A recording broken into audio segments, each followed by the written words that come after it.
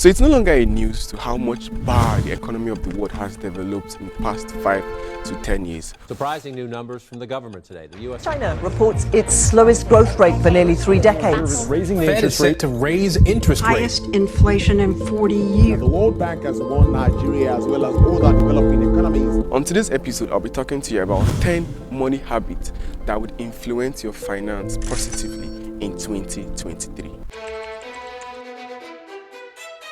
Firstly, and the most important, is to document your expenses. So what I do is I document my expenses on a piece of paper every single day. This activity have opened my eyes and I've realized how much I'm spending on relevant things and necessary things. So try as much as possible to get a book and a pen. So I believe in the whole digital thing. You can jot things down on your phone, on your laptop and so on. But when you do that on a piece of paper, you're actually training your subconscious mind, and at the long run you would notice how much influence this activity would have on your finance.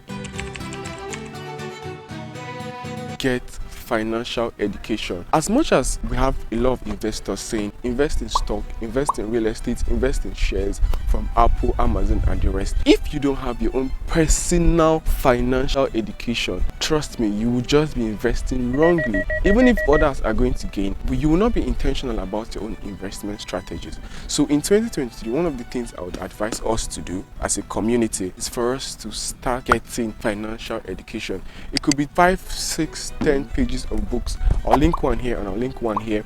These 2 books are very important for your finances. When you study this book and you realize how much decisions you can make that would influence your finances, how much percentage, the whole thing about investment and savings in 2023.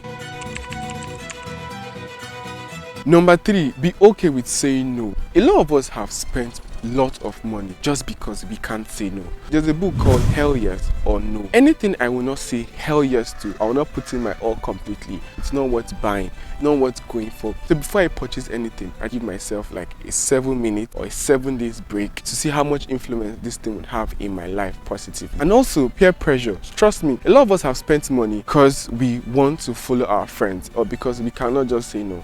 So because of the kind of vision we have and because of the way we want to build a good money habit in 2023, be comfortable with saying no. Alright, gift, let's go and do this today. Gift, let's do this today. No. I'm not saying you shouldn't chill or you shouldn't ball or you shouldn't enjoy yourself. You should, but it shouldn't be at the detriment of your future, your saving and your investment portfolio.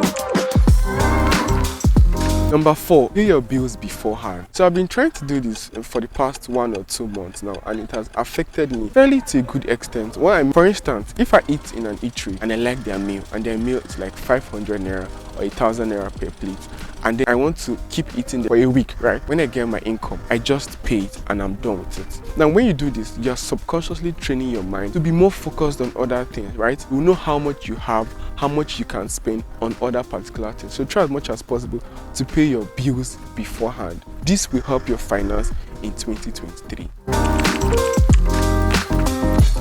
Beware of your screen time, data expenses. In Africa and Nigeria, it's said that we spend more on data than on food. So try as much as possible to watch how much you spend on data in 2023. There are apps that would help you regulate this. I'll link one here and one here. I hope these apps will help you regulate how much you spend on data every week in 2023. Invest in cash flow, not capital gain. Now what a lot of us do is when we hear this particular stock is booming, we pack all our resources, all our finance and put there, and then after a while we leave it. When it appreciates, we remove it and sell it. That's capital gain. But cash flow, an example is real estate, right? What happens is after a particular time, you're getting some particular dividend, either monthly, weekly, daily, or quarterly. But what would help you understand all these things is number 2 point I make with getting financial education. So try as much as possible to understand the difference between cash flow and capital gain. Cash flow means the money is going to be coming. You would have interest that will be coming steadily. But capital gain is when it just booms, you get your money and you're done. There's no continuity. Invest in cash flow and not capital gain. Cribstock is an example of a real estate company that does investments that earn cash flow. Cribstock is not sponsoring this video, but so what they do is you buy some particular shares of some building. When the building appreciates monthly, you get your percentage. I'll put a link in the description where you could find out more information about cribstock and get your investment started. Save and invest in autopilot. What this does is it removes your mind from the resources even before you have it. So what I do is every month or every week I have a particular amount of money that is automatically being saved. An example of a platform that does that is PiggyVest. What PiggyVest does is at the end of the month or at the beginning of the month, depends on how you want it, or weekly, your money automatically goes to a saving bank and is kept there for you. Tell you something. All right. Let me tell you something. What it does is it reduces the friction for you to save. A lot of us are having difficulties in saving because we cannot I cannot remove 5,000 naira to save. I only have like $3.50, so it's hard. Super hard. Because I want to use this for something, we give ourselves excuses. But once it's done automatically, you literally don't have time to think about it. Stop online shopping. Stop buying things online. Go to the store to get it. Now, this is going to affect you initially, but the positive side is the fact that most of us buy things online and we don't use them, right? But when you go to an actual shop to buy something, what happens is entering there alone, the stress of going to get it, you're burning instant gratification and you're developing a new kind of mind. And this new kind of mind is going to affect you positively at the long run. So leave buying things online and actually buy things offline, because at that point you know the actual thing you want to use and how much influence and how much effective this thing will be for your life. Find out what is motivating you to save in 2023. For me personally, it's seeing how much I've saved before. So for me to save more, I'll just go back to see how much I've saved, and that alone gives me this joy, increases my dopamine level. I begin to smile like, oh, I'm actually achieving this goal. If I can achieve this, then I can achieve more. So try as much as possible to find out what motivates you to save. Don't buy anything until you've sold something. I'm beginning to become a minimalist, and what it means is we are trying to get rid of a lot of things we own that we don't use to acquire more. A lot of us don't make use of a lot of things, but we actually keep them. If you want to work on your finance, if you want to boost your finance, try as much as possible, get rid of old things and get new things. Bonus tip: get an accountability partner. Find somebody that has the same drive and the same motivation like yourself, and what you have to do is to stick to the person's goal and also stick to your goal. Encourage yourself.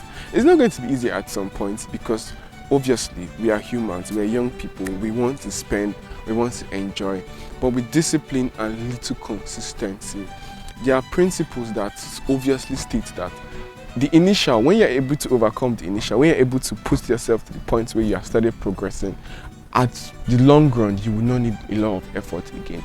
You just notice saving, investing, your finance, your business will start progressing gradually. My name is Gift, and on today's episode, we've spoken about 10 important habits that would help your money, your financial resources in 2023 against the inflation. Trust me, more videos are coming. This is one that will be coming very soon. This is one that will be coming very soon. Hit the subscribe button if you haven't, so you don't miss any episode. I'll see you in the next episode. My name is Gift. Peace and bye for now.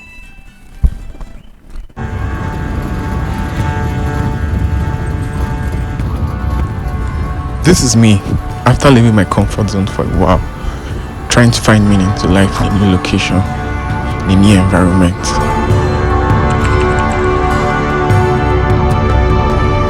I've discovered that leaving your comfort zone has nothing to do with your environment, but has everything to do with your mindset.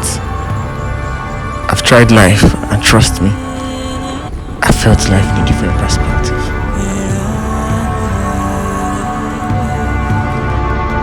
Your comfort zone is actually in your mind, not your environment, not change of location. You could still change location and still be who you are. So change your mindset first before changing your environment.